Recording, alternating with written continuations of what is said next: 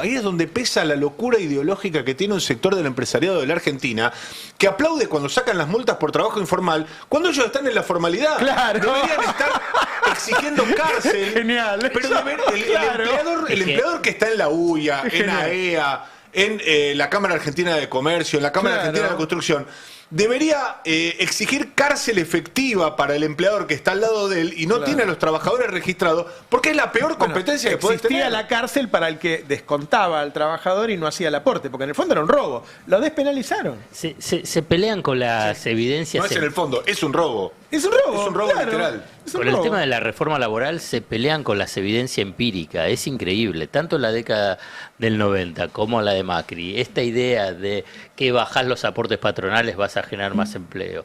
Que bajás los derechos laborales y vas a generar más empleo. La evidencia empírica no va en contra de eso. Claro. Generás empleo si tenés políticas expansivas y de crecimiento económico, que esto es lo que se dio en el ciclo del kirchnerismo, y tenías la misma legislación laboral. Entonces, lo que va a decir, bueno, pero ¿cómo es? Ahora bien, como bien dijo Tato Bores en el comienzo, en realidad no es que están pensando sobre esos derechos laborales, sino en incrementar su tasa de ganancia. Suponen que se va a incrementar, ahí está, suponen que se va a incrementar su tasa de ganancia, pero si no tenés mercado, y es difícil que vos puedas tener una expansión.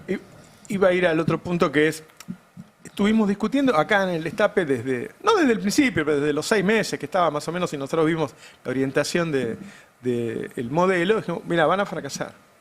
Dábamos el ejemplo, dimos casos históricos muchas veces. Ahora ganaron las elecciones. No, vieron que ustedes estaban equivocados. La verdad es que un mes antes se caía el gobierno y lo salvó Trump. Y 6 meses antes se caía también y lo salvó el FMI. Tuvieron 2 recesiones en 2 años y 2 rescates en 6 meses. Es decir, el plan fracasó. Hoy escribe una muy buena nota, Alfredo, de un punto que es primordial y que lo hemos visto en otras situaciones, que el ajuste, entre otras cosas, baja la recaudación. Entonces entras en un ajuste perpetuo, que es hasta ridículo a veces pensarlo, pero lo vuelven a hacer. La recaudación de octubre muestra precisamente esa lógica del ajuste permanente, que el ajuste permanente es deprimir la demanda doméstica. Si deprimís la demanda doméstica, los impuestos vinculados con la actividad interna baja, y como los impuestos de la actividad interna tienen un porcentaje importante del total de la recaudación, y como planteás como bandera primordial el superávit fiscal en función a garantizar con ese excedente la compra de dólares para pagar la deuda, ¿qué es lo que generás? Y no me alcanza porque la recaudación baja, ¿y qué es lo que necesitas? Un nuevo ajuste. ¿Y qué pasa con ese nuevo ajuste? Te deprime la actividad económica, y si deprime la actividad económica te baja la recaudación, pero como te tenés que garantizar el superávit fiscal, es un loop que estoy repitiendo. Entonces, esto es este ciclo vicioso donde ha caído deliberadamente la política económica de Javier Milei. Tenemos un cuadro, un gráfico de la recaudación tributaria acumulada a octubre del 2025, elaborado por el IAREF, donde vos ves todo esto, los negativos. Vos ves todas las variaciones, casi son todas negativas, y tenés muy poco vinculado con lo que pueden ser variaciones positivas. Si vos fíjate que en octubre, en la acumulación, pese a que si vos ves en el interanual tenés crecimiento económico, porque partís de una base muy baja, en el crecimiento económico, ¿a dónde se registra? En hidrocarburos, en minería, en el sector agropecuario, que no son precisamente vinculados con la demanda doméstica y la recaudación impositiva. Entonces vos lo que tenés es una caída en términos reales. La recaudación cae en términos reales, o sea, no solamente no acompaña el crecimiento económico estadístico, sino que tampoco acompaña lo que es la evolución de la inflación. Entonces ahí es el punto central para tratar de entender e identificar la debilidad de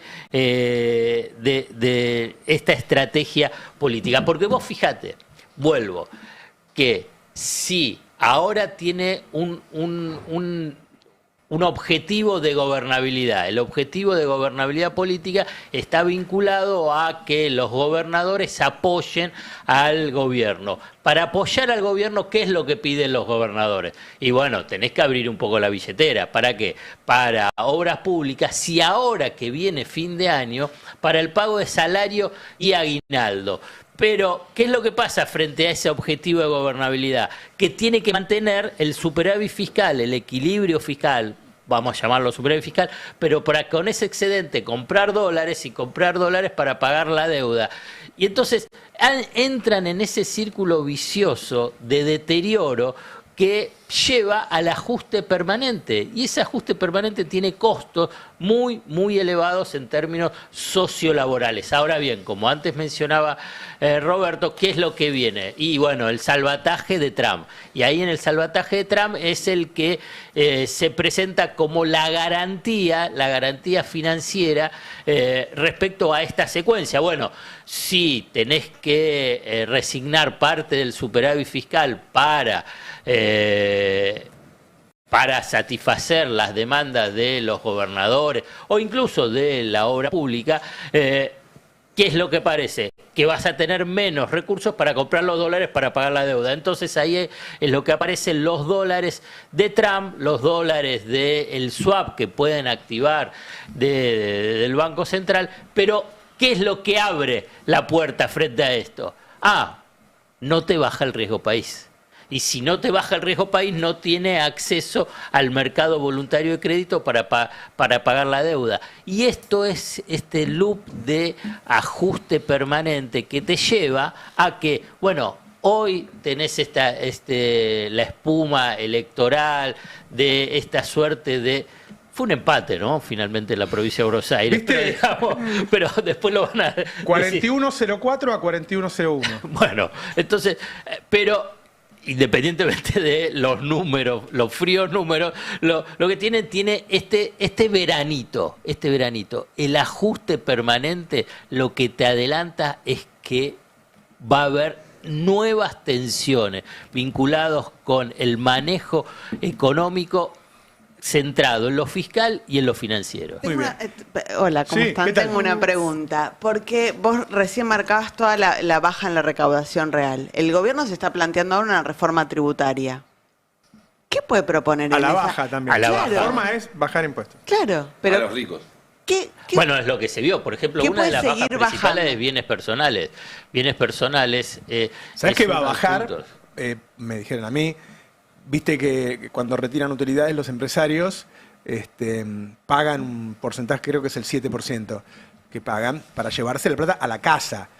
¿Sí? Entonces dicen, no, se lo van a sacar para que inviertan. Y es al revés. O sea, para que se lo saquen no sé que inviertan, para que vos inviertas, o te debería salir más caro, o hacer una diferencia entre el que invierte y el que no invierte, qué sé yo. Si vos te lo estás llevando más barato, te conviene más llevártelo.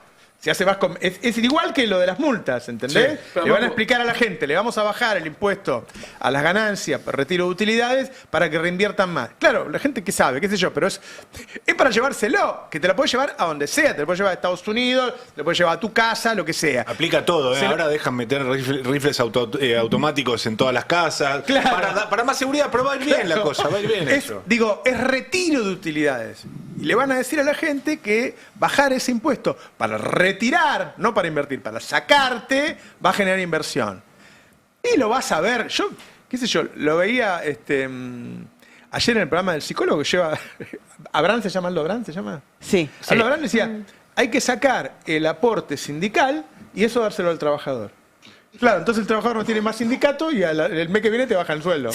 Y el aporte sindical. No, ¿querés que te cuente algo que ya pasó? El gobierno se jactó durante varias semanas, Federico Sturzenegger en particular, de desarticular la triangulación entre obras sociales y prepagas. Que se había generado un sistema así, producto de la desregulación de los 90, donde la obra social hacía las veces de gestor para conseguir afiliados de las prepagas y generar un negocio para dirigentes. Eso era, por supuesto, era impresionante. Lo sacaron Y no solo no se le abarató el plan a ninguno. A nadie. A nadie se le abarató A el todos plan. se nos encareció. Pero ¿sabés qué es lo que pasó? ¿Sabés por qué se encareció? Porque paradójicamente las obras sociales, cuando hacían de gestores, llevaban un volumen de gente a la cual recibían a cambio de una cápita menor. Ahora son valores de mercado para todos. Es decir, que cada vez que ganó el mercado en este gobierno, los que perdimos fueron la Y además, mayoría de los trabajadores. Más allá del negocio que claramente existía para las obras sociales intermediarias, si la prepaga no te cubría algo, la que aparecía Respondía. como respaldo y la justicia eventualmente la obligaba a responder era la obra social. Ahora hay una ventana menos a donde reclamar. Claro. Ojo, yo tengo entendido además que entre las rebajas va a ser la rebaja de las cargas Cargas patronales. Que ni siquiera son impuestos. Eso Bueno, resultó te lo muy meten bien en la todo época de la Domingo bolsa. Cavallo. Pero Lo que yo me pregunto es de dónde van a, o sea, ¿qué? No, van a desfinanciar las obras sociales, van a desfinanciar el aporte jubilatorio. El mismo Estado que están gestionando. Sí. Ahora, mientras esa discusión se dé como impuestos sí o impuestos no, vas a tener un montón de pobres bancando que se bajen los impuestos, porque a nadie le gustan los impuestos. Por eso se llama impuesto. Entonces la discusión tiene que ser, ¿de dónde va a salir la plata? ¿De dónde va a salir la plata? ¿De dónde va a salir la plata para reconstruir todas las rutas que se están rompiendo ahora? ¿De dónde va a salir la plata para subirle el sueldo a los médicos que no fueron beneficiados por este 60%, que es solamente a un hospital de todos los que tiene el país? ¿De dónde va a salir la plata para las universidades, para la ciencia, para generar trabajo, No va a para haber. generar infraestructura? Claro, en principio no va a haber. Eso le va a dar un límite político a este proyecto, digamos, en función a la experiencia pasada, tanto a la experiencia fundamentalmente en la década del 90, como una parte de lo que fue la administración de Macri. Este ajuste permanente, finalmente esto con la mirada, si querés, economicista, después eso tiene un reflejo en la política. Eso te genera límites después en la lógica esta de que yo te mencionaba, que así lo mencioné, de la gobernabilidad. Sí. Bueno, los gobernadores hoy te lo dicen, es parte de las elecciones, pero cuando no tengan los recursos para pagar el salario del aguinaldo, la gente en los territorios no van a decir que Milei le retuvo indebidamente los recursos. Va a ir directamente al gobernador. Sí. Claro. Pero, mi punto más allá de la cuestión de fondo es pensando políticamente hablando. Creo que cuando se discuta la reforma tributaria, la oposición tiene que repreguntarse eso, bueno, ¿de dónde va a salir la plata? En vez de discutir si impuestos sí, impuestos no. Bueno, ¿de dónde va a salir? Si hubo gente que se benefició estos años mientras todos lo estaban pasando mal, ¿no es justo ir a buscar la plata a ese lugar? Yo no. Yo creo que van a tratar de avanzar en todos los frentes, que las universidades sean pagas, que la salud sea paga, que los colegios sean pagos. Yo creo que van a intentar avanzar todo lo que puedan. Sí, pero impuesto a las ganancias para los jueces no va a haber y de hecho en septiembre le aumentaron a todo el Poder Judicial de la Nación un 1,9%. Y no apareció ningún funcionario a decir, ¿y de dónde se financia eso? Es otro presupuesto muy restrictivo, ¿no? Yo ayer escuchaba y decía, no, va a subir un 40% del presupuesto de obra pública. El presupuesto de obra pública era casi inexistente. Claro. Si yo te dijera, mira, en vez de ser 10.000 millones, son 100. El año que viene son 140. Claro. Pero tiene que ser Es así. 10.000. No, son 140. Entonces, lo que uno no sabe es cómo van a salir de la recesión. Así, ¿no? No hay visos. Hay una de salida de apuesta muy recesión. fuerte al crédito. Al menos lo que ellos están diciendo ahora es que el consumo se reactiva el año que viene por el hay crédito. varios problemas. Uno, tendría que bajar mucho la tasa. Y dos, fundamentalmente, es que los ciudadanos ya se endeudaron. Claro, Hace 2 años que se acá. están endeudando. Sí, y también hay una confianza ciega hacia el resultado del RIGI, a que empiecen a prosperar, a cristalizarse todas esas Puede inversiones que suceder, están pero tarda firmadas. muchos No, años. tarda Aún si mucho. sucediera, tarda muchos años. Hay 8 proyectos que tenés de desembolsos, más o menos son 5.500 millones de dólares en los próximos de 12 a 18 meses. Tampoco es que decís, wow, vas a tener esa lluvia de dólares y que, digamos, si en un mes se llevan 6.000 millones de dólares de ahorro. Entonces, está claro que este es un barril sin fondo de Y las dólares. condiciones mismas del RIGI hacen que ese derrame sea más lento y más limitado, porque ni siquiera es que tienen que ir a la pyme a comprarle los tornillos, porque los pueden traer de afuera. Es decir, hay una serie de cuestiones que antes había en los regímenes de promoción que hacían que, por lo menos en las primeras instancias, que es además donde se construye, donde se compran muebles, donde Claro. se arma como la base, y eso generaba cierto movimiento en el mercado local, y hoy buena parte de eso se está importando. Sí, es un plan recesivo.